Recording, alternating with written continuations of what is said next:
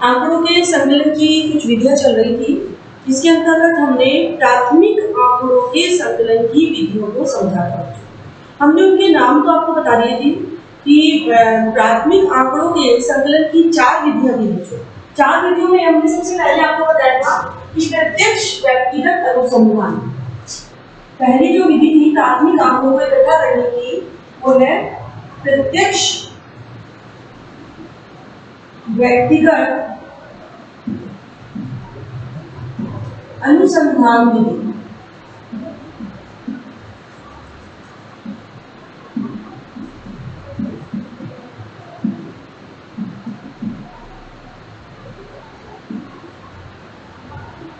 देखिए, इसको हमने प्रत्यक्ष अनुसंधान व्यक्तिगत अनुसंधान विधि के अंतर्गत हमने बताया था कि इसमें इंपॉर्टेंट रोल जो होता है बच्चों, वो सबसे ज्यादा किसका होता है? अनुसंधान करना का।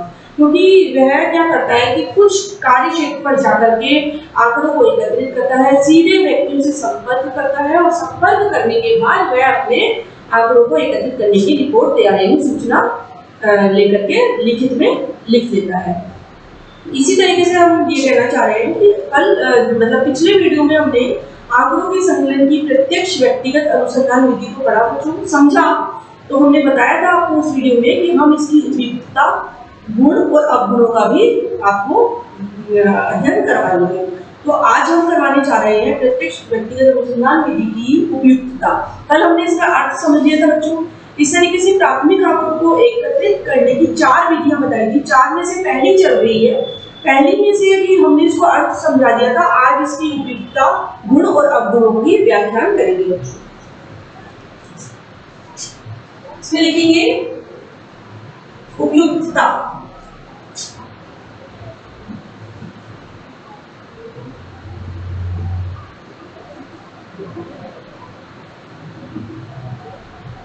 उपयुक्तता यानी किसकी? प्रत्यक्ष व्यक्तिगत अनुसंधान की। इसमें लिखेंगे यह विधि ऐसे अनुसंधानों की जो उपयुक्त है, यह विधि ऐसे अनुसंधानों के लिए उपयुक्त है। उसके लिए कुछ पॉइंट्स दे रखे बच्चों कि यह जो विधि है वो किस किस के लिए यूजफुल है, इस विधि का प्रयोग जो है किस किस के लिए या कौन कौन से क्षेत्रों में इसका प्रयोग उपयुक्त है। तो आप लिखेंगे सबसे पहले पॉइंट्स में है, सेंटेंसेस में दे रखे हैं कि फर्स्ट जिसका क्षेत्र सीमित है, ऐसे करके 5 पॉइंट है बच्चों। जिसका क्षेत्र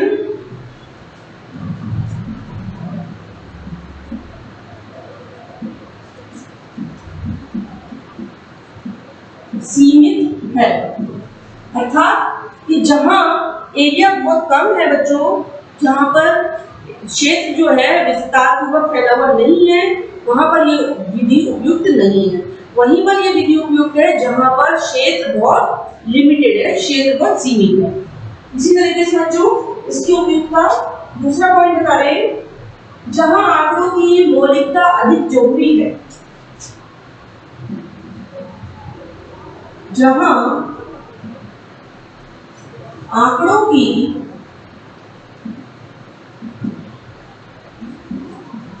मौलिकता बहुत जरूरी है।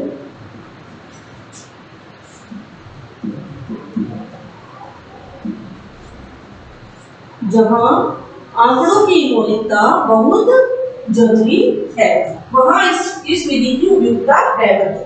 इसी तरह से तीसरे पॉइंट में लिखेंगे जहां आंकड़ों को गुप्त रखना हो, जहां आंकड़ों को गुप्त रखना हो।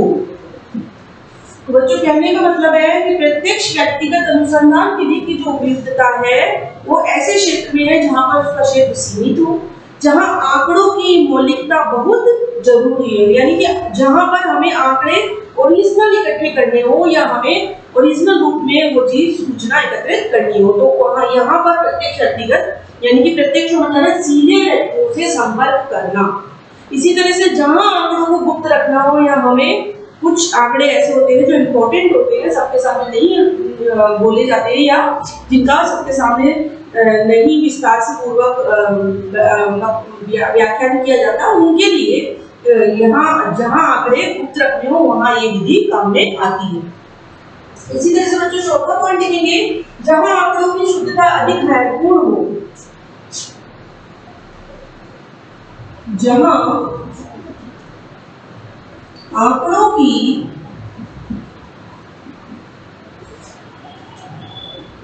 शुद्धता अधिक महत्वपूर्ण हो, जहां आंकड़ों की लिखेंगे बच्चों की शुद्धता अधिक महत्वपूर्ण है। इंपॉर्टेंस बता रहे हैं जिसकी प्रत्यक्ष व्यक्तिगत अनुसंधान विधि की। इसी तरह से पांचवा लिखेंगे, जहां सूचना देने वालों से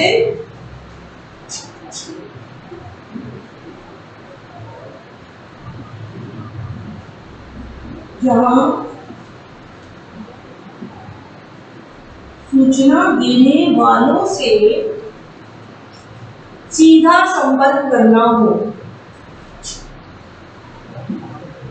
सीधा संपर्क करना हो। बच्चों ये लिखेंगे प्रत्यक्ष अनुसंधान व्यक्तिगत अनुसंधान विधि की उपयुक्तता की, इस विधि की इंपॉर्टेंस कहाँ होती है। इस विधि में ये बताया है कि जहाँ पर क्षेत्र सीमित हो, जहाँ आंकड़ों की मौलिकता बहुत जरूरी हो, तीसरी चीज जहाँ आंकड़ों को गुप्त रखना हो तथा आंकड़ों की शुद्धता अधिक महत्वपूर्ण होती है, इसकी सूचना देने वालों व्यक्तियों से सीधा संपर्क करना हो, वहाँ इस विधि का बहुत ही उपयोग है। तारेंगे बेटा, आप लोग अपनी नोटबुक में इन पॉइंट्सों को नोट करें।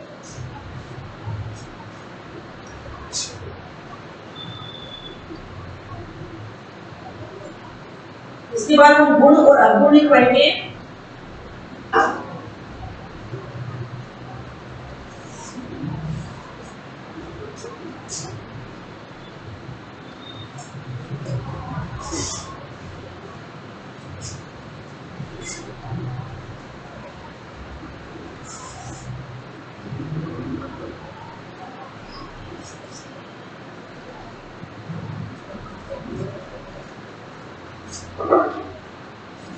लिखेंगे गुण, इस विधि के क्या गुण हैं, जो मेरिट्स जिसको हम फायदे बोलते हैं, लाभ क्या है इस विधि के, उस चीज को हम नोट करेंगे बच्चों। इसके भी कुछ पॉइंट्स हैं जिसकी डिटेल हम लिखवाते जाएंगे और नोट करते जाएंगे। लिखिए पहला पॉइंट, सबसे इंपॉर्टेंट चीज है मौलिकता।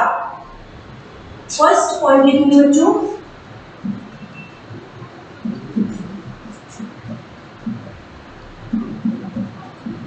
मौलिकता, जिसे हम बोलते हैं ओरिजिनलिटी, वास्तविकता। तो इसके गुण यही है, सबसे पहला पॉइंट ही मौलिकता है। इस विधि द्वारा संकलित आंकड़े मौलिक होते हैं। इसमें लिखेंगे बच्चों,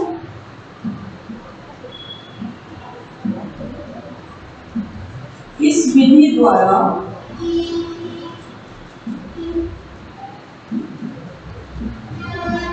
संकलित आंकड़े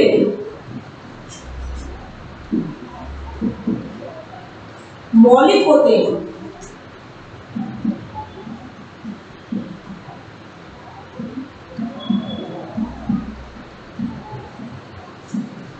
इस विधि द्वारा संकलित आंकड़े मौलिक होते हैं, यानी कि ओरिजिनल होते हैं। इसमें लिखेंगे सेकंड पॉइंट, लिखेंगे शुद्धता। सेकंड पॉइंट,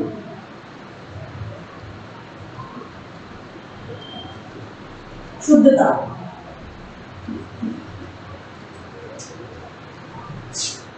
जिसे हम बोलते हैं बच्चों एक्यूरेसी।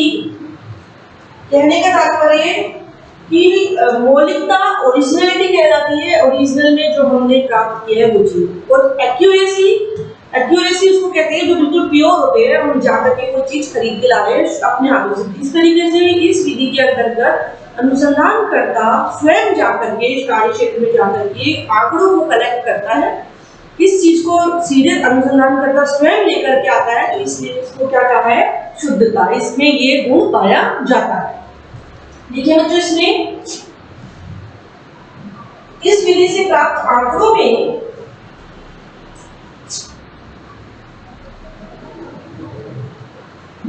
इस विधि से प्राप्त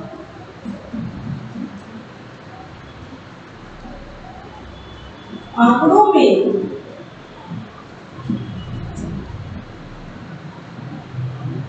शुद्धता पाई जाती है। इस विधि से प्राप्त आंकड़ों में शुद्धता पाई जाती है। क्यों पाई जाती है? इसलिए लिखेंगे क्योंकि अनुसंधानकर्ता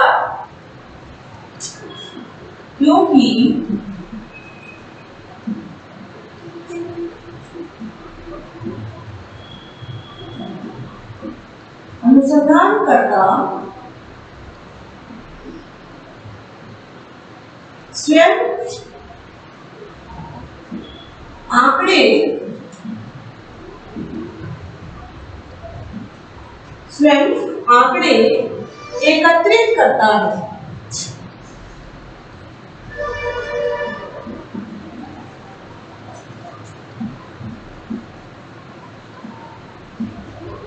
स्वयं आंकड़े एकत्रित करता है, इसलिए इस विधि में एक्यूरेसी का गुण विद्यमान होता है। तीसरी चीज बच्चों, विश्वसनीय। तीसरा पॉइंट हम लिखेंगे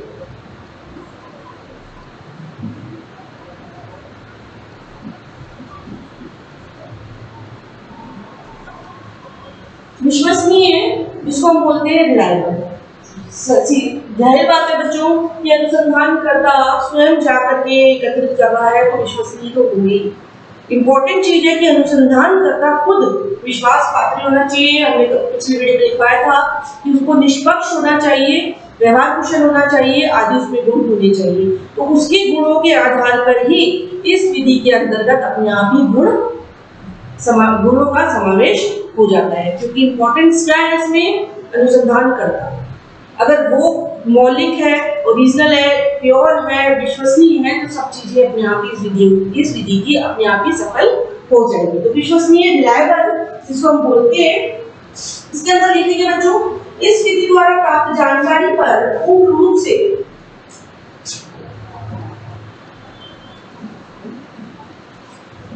इस विधि पर प्राप्त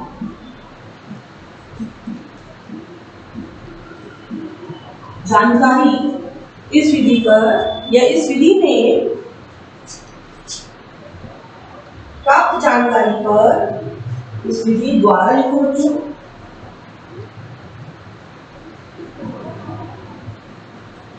इस विधि द्वारा प्राप्त जानकारी पर पूर्ण रूप से विश्वास किया जा सकता है।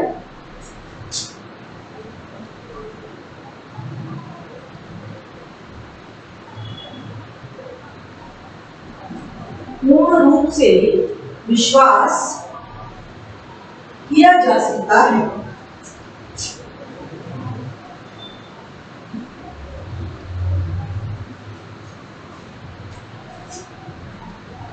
तो कहने का तात्पर्य बच्चों कि प्रत्यक्ष व्यक्तिगत अनुसंधान विधि के द्वारा व्यक्ति से व्यक्ति का संपर्क होता है, तो उसके अंतर्गत एक गुण होते हैं कि जो आंकड़े संकलित किए जाते हैं वो ओरिजिनल होते हैं। दूसरी चीज कि इस विधि से प्राप्त आंकड़ों की, जो भी इस विधि से प्राप्त हम आंकड़ों में क्या पाई जाती है, शुद्धता पाई जाती है। क्यों पाई जाती है? क्योंकि अनुसंधानकर्ता स्वयं आंकड़ों को एकत्रित करता है। और तीसरी चीज कि इस विधि के द्वारा कि जो भी हमें जानकारी मिलती है उस पर पूर्ण विश्वास किया जा सकता है। नोट करें बच्चों।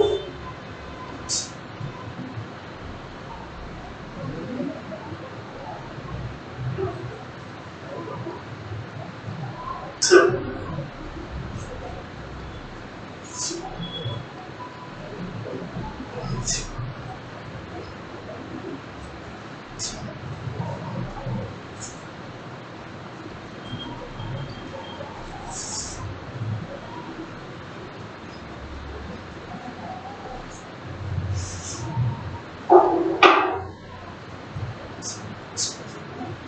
चल रहे थे बच्चों। गुण के अंदर हमारा चौथा पॉइंट है संबंधित सूचना, रिलेटेड इंफॉर्मेशन। संबंधित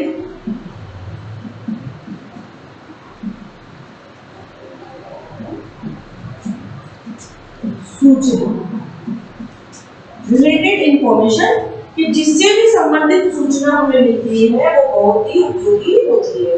इसमें लिखेंगे इस तरीके द्वारा मुख्य सूचना के अतिरिक्त, इस विधि द्वारा मुख्य सूचना के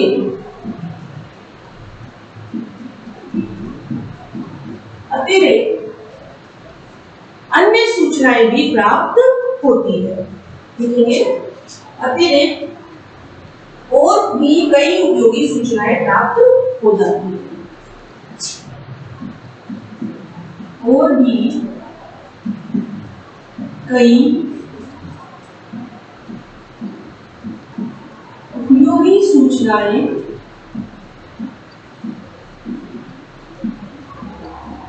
प्राप्त हो जाती है।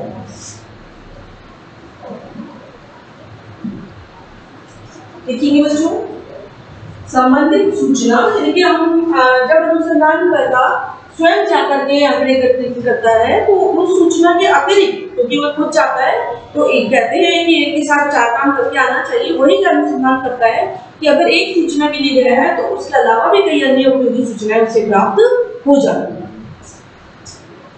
पांचवा पॉइंट लिखेंगे बच्चों, एक रूपता।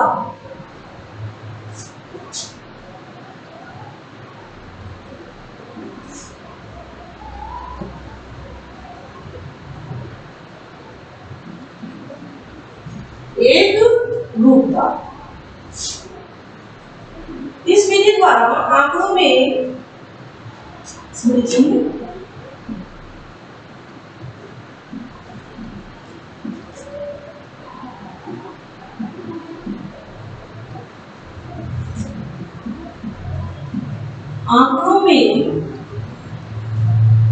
इस विधि द्वारा आंकड़ों में पर्याप्त मात्रा में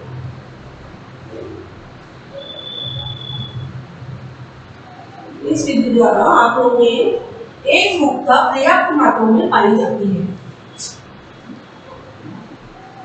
एक रूपता पर्याप्त मात्रा में पाई जाती है। नोट करें बच्चों, क्योंकि आंकड़े एक ही व्यक्ति द्वारा एकत्रित किए जाते हैं, क्योंकि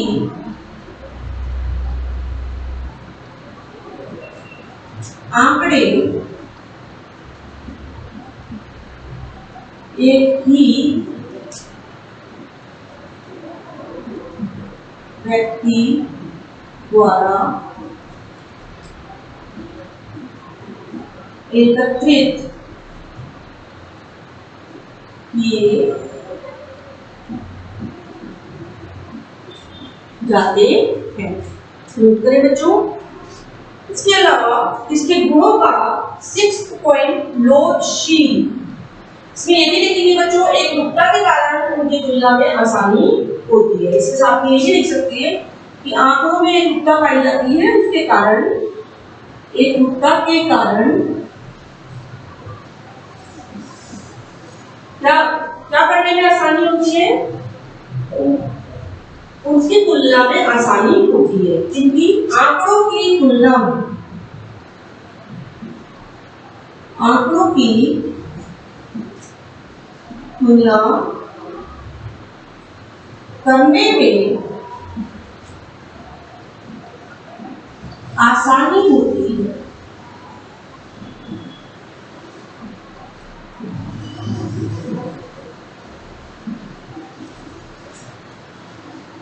तो बच्चों एक रूपता सबसे इंपॉर्टेंट चीज है कि आंकड़ों की एक रूपता। इस विधि द्वारा आंकड़ों में एक रूपता बहुत ही मात्रा में आराम से पर्याप्त मात्रा में प्राप्त की जाती है, क्योंकि आंकड़े एक ही व्यक्ति द्वारा एकत्रित किए जाते हैं।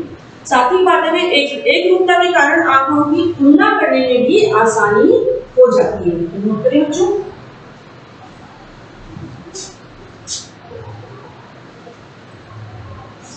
इसी तरह से लिखेंगे छठा पॉइंट लास्ट, गुण का छठा पॉइंट लास्ट है, लिखिए लोचशील, जिसको बोलते हैं हम इलास्टिक,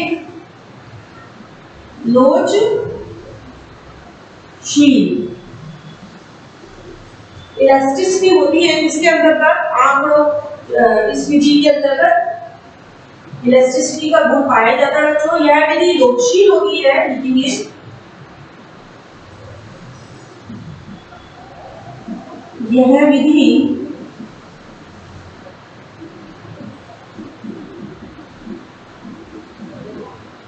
लोचशील होती है क्योंकि, देखिए बच्चों कारण बताएंगे, क्योंकि अनुसंधानकर्ता आवश्यकता अनुसार, क्योंकि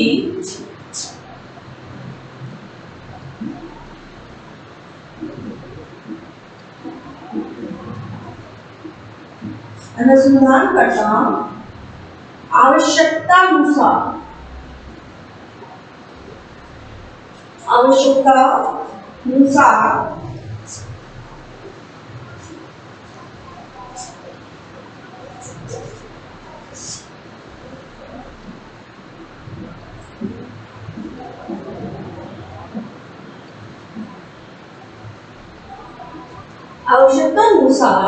प्रश्नों को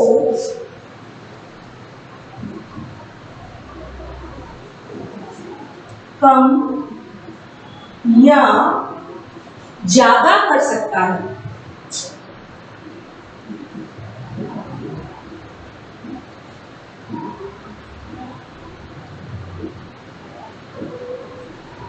कम या ज्यादा कर सकता है।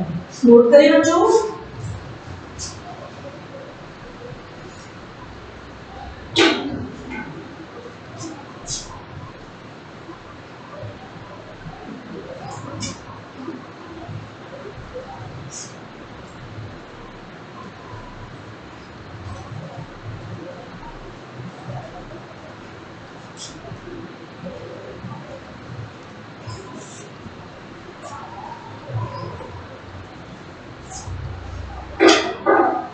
तीसरी चीज आज हम पढ़ेंगे बच्चों अवगुण। इसके गुण तो है ही, इस विधि के साथ में कुछ अवगुण भी हैं जिन्हें हम बताएंगे अपने हेडिंग पॉइंट से। सबसे पहली चीज लिखेंगे बड़े क्षेत्रों के लिए अनुपयुक्त। पहला पॉइंट, बड़े क्षेत्रों के लिए अनुपयुक्त।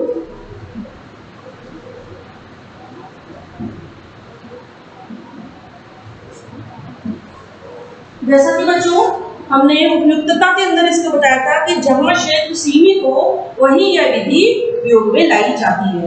तो पहला ही अवगुण यही है कि बड़े बड़े क्षेत्रों के लिए यह विधि अनुपयुक्त होती है। इसमें लिख सकते हैं हम, यह प्रणाली अनुसंधान के विस्तृत क्षेत्र के लिए, यह प्रणाली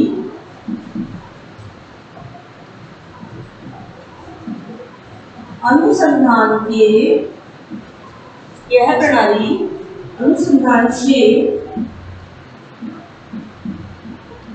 विस्तृत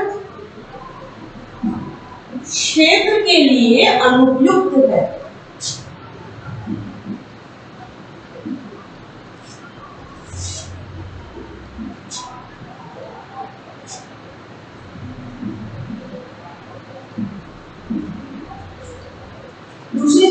लिखेंगे बच्चों?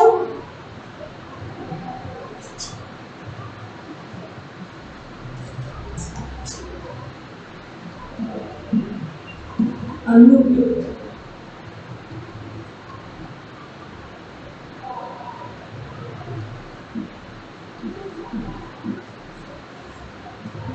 यह प्रणाली अनुसंधान के विश्व क्षेत्र के लिए अनुपयुक्त है बच्चों।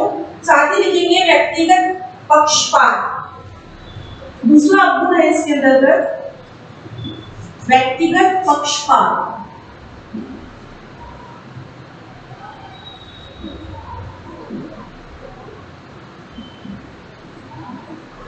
व्यक्तिगत पक्षपात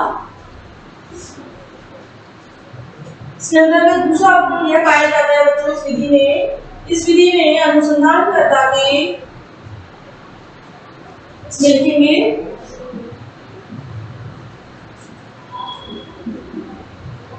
इस विधि में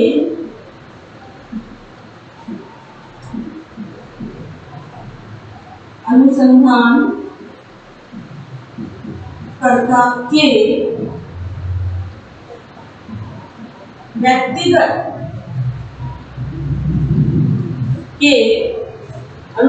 कर्ता के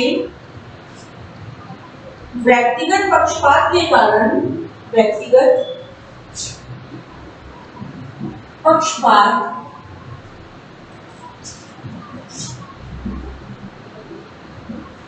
के कारण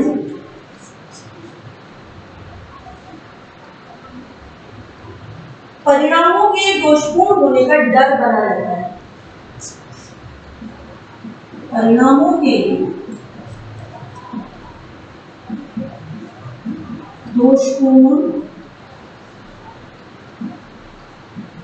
होने का डर बना रहता है। तो जो तीसरा अवगुण इसके अंतर्गत है अधिक खर्चीली। यह विधि क्या है? तीसरा अवगुण है अधिक खर्चीली।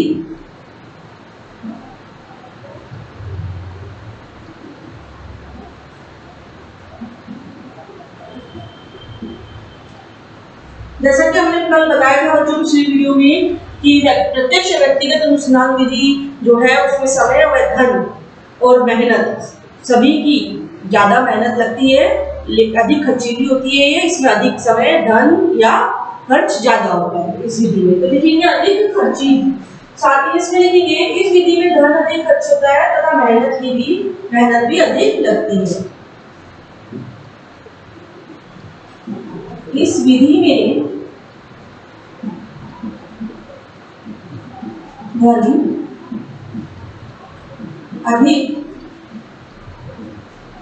खर्च होता है तथा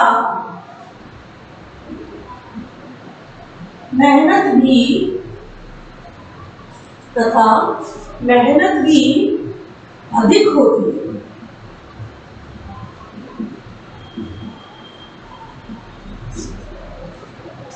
इसी के साथ बच्चों इसका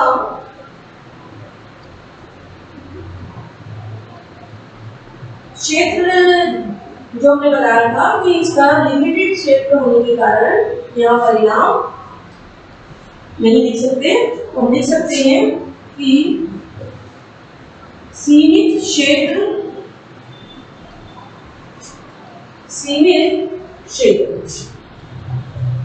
इसके अंतर्गत हम लिखेंगे चौथा इस विधि में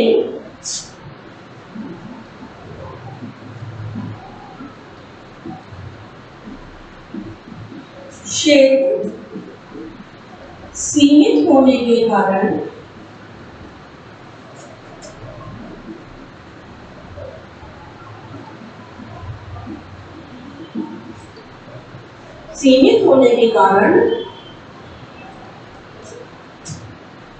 परिणामों की व्याख्या या परिणामों का विश्लेषण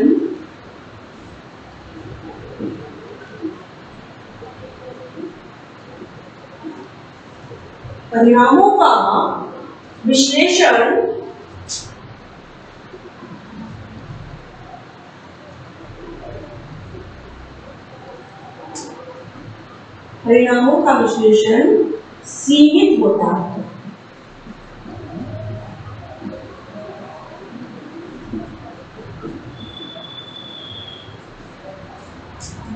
तो बच्चों, हमने प्रत्यक्ष व्यक्तिगत अनुसंधान विधि के अंतर्गत आज इसकी उपयुक्तता समझी। उपयुक्तता का मतलब है कि जहां यह विधि बहुत ही आवश्यक होती है, कहां यह विधि आवश्यक होती है, हमने कुछ पॉइंट्स के द्वारा, कुछ बिंदुओं के आधार के द्वारा आपको इनकी उपयुक्तता का वर्णन किया। दूसरी चीज बच्चों, इस विधि की गुण, मेरिट्स और डिमेरिट्स को भी हमने समझाया, गुण और अवगुणों को भी आपके सामने प्रस्तुत किया। पॉइंट्सों से, इन बिंदुओं को डिटेल से समझाया। एक एक पॉइंट्स आप याद करेंगे तो आपको अच्छे से समझ में आएगा। तो आज के हमारे इस वीडियो में प्रत्यक्ष व्यक्तिगत अनुसंधान विधि का जो पूरा पार्ट है, यानी कि 2 पार्ट में हमने डिवाइड करी थी। पहले पार्ट में इसका अभिप्राय समझाया, दूसरे में इसकी उपयुक्तता, गुण और दोषों का वर्णन किया बच्चों। तो अगला वीडियो जो आएगा हमारी अगली विधि द्वारा आएगा, जिसमें हमने 4 विधियां लिखवाई थी। प्रत्यक्ष व्यक्तिगत अनुसंधान विधि, और दूसरी लिखवाई है हमने अप्रत्यक्ष मौखिक अनुसंधान विधि। अप्रत्यक्ष मौखिक अनुसंधान विधि जो हमारा अगला वीडियो आपके सामने लेकर आएगी। उसके अंतर्गत अगर आप बुक है आपके पास तो आप रीडिंग करें, इससे आपको वीडियो भी जल्दी समझ में आएगा। तब तक के लिए बच्चों, ओके।